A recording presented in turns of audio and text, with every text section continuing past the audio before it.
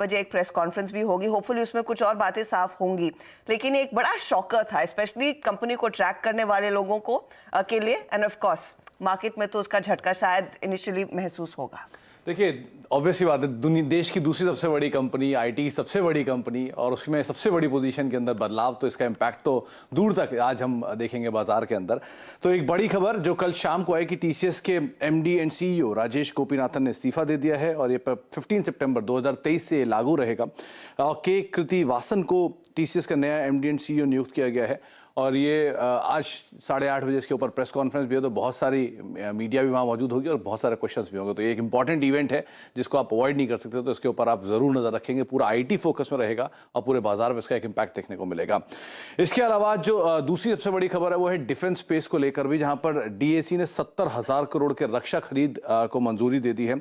Defence acquisition council DAC का full form है और ये आधुनिक हथियार जो है खरीदे जाएंगे। तो तमाम वो कंपनियां जिसमें जो इंडिजिनस डिफेंस इक्विपमेंट्स के अंदर हैं, जिसमें एचसीएल जैसी कंपनियां, बीईएल जैसी कंपनियां, Larsen and Toubro, Ashok Leyland, Bharat forge, ये तमाम वो कंपनियां, इनके ऊपर आप नजर रखेंगे। न्यूज़ फ्लोज का इम्पैक्ट यहाँ आता हुआ दिखाई पड़ सकता है। साथ ही साथ आज स्टील कंपनियां भी इन फोकस रहेंगी क्योंकि 27 कंपनियों के साथ आज स्टील मंत्रालय जो है वो करार कर सकता है। ये पीएलआई स्कीम के जरिए करीब 57 करार स्टील मंत्रालय आज कर सकता है। तो वो स्टील कंपनियां भी जो डोमेस्टिक है उनके ऊपर भी आप नजर बना कर रखेंगे। इसके अलावा आज ऑर्डर्स में दो कंपनियां, जिसमें वोल्टास करीब 1770 करोड़ रुपए का ऑर्डर मिला है सोलर इलेक्ट्रिकल डिवीजन के लिए, और आरवीएनएल जिसको करीब 112 करोड़ रुपए के आसपास का एक ऑर्डर मिला है मध्य प्रदेश में एक प्रोजेक्ट के L1 बिल्डर के लिए।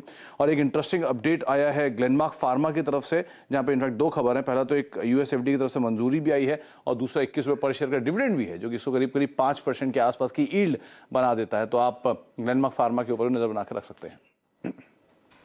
ओके, तो ये सभी खबरें आप रेडार पर रखेंगे, लेकिन बड़ी खबर ऑफ कोर्स वो टीसीएस वाली रहेगी और यही शायद ड्राइव करने वाला है मुझे एक सवाल पूछना। हाँ जी, आपने बहुत लंबे समय से टीसीएस को कवर किया, हर बार आप जाती हैं उनका इंटरव्यू करने, राजेश गोपीनाथन जी का ही।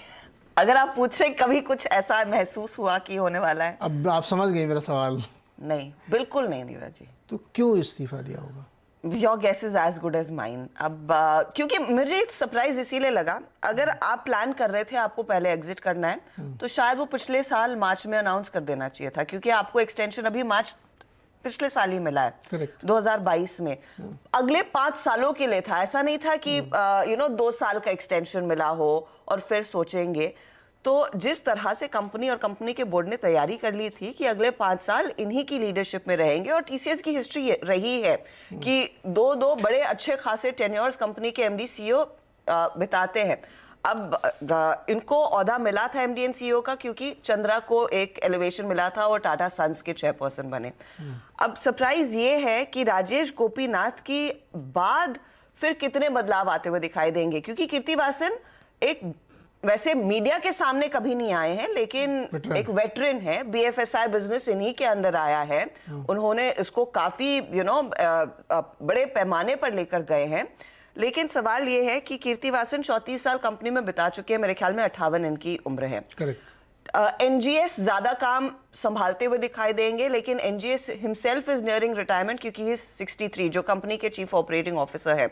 तो यहां पर बहुत बड़े बदलाव होते हुए दिखाई देंगे। अब नेक्स्ट इन लाइन कौन है, आई रियली डोंट नो। जब चंद्रा को टाटा सन्स में भेजा गया था, जब उन्हें नियुक्त किया गया था, तब राजेश गोपीनाथ एक इजी सक्सेसर बने, क्योंकि वो सीएफओ थे, वो बिजनेस को जानते थे, वो चंद्रा के तौर पर के साथ काफी ज्यादा काम कर रहे थे, उनको मेंटोर किया गया था। क्या वैसा कुछ हुआ है कीर्तिवासन के साथ? उसकी जानकारी सामने तो है नहीं, हालांकि ये सब लोग काफी करीबी में काम करते हैं।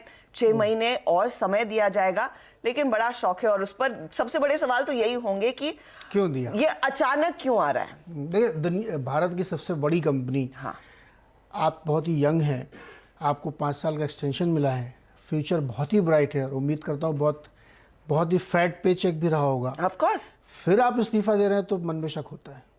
Burnout, I don't know. I don't think so. मैंने इनको कई बार जॉगिंग करते हुए मरीन लाइन्स में देखा है, तो बहुत फिट थे वो। कोई बर्नआउट के साइन नहीं दिखते थे, मुझे तो तो नहीं दिखते थे। अब देखना होगा। अब आज देखते हैं 8:30 बजे क्या उनकी तरफ से बयान आता है। लेकिन हाँ, आज की सबसे बड़ी खबर तो यही है कि राजेश गोपीनाथन इन्होंने इस्तीफा दे दिया है। कीर्तिवासन जो कंपनी के साथ कई सालों से हैं, BFSI का बिजनेस संभालते हैं, वो दरअसल उनको CEO डेजिग्नेट के तौर पर नियुक्त किया गया है। तो ये कीर्तिवासन साहब है। जो पहला चेहरा आपने देखा था चश्मों के साथ, वो है राजेश गोपीनाथन। 8:30 बजे ऑफ कोर्स हम लाइव उस प्रेस कॉन्फ्रेंस में कट इन भी करेंगे।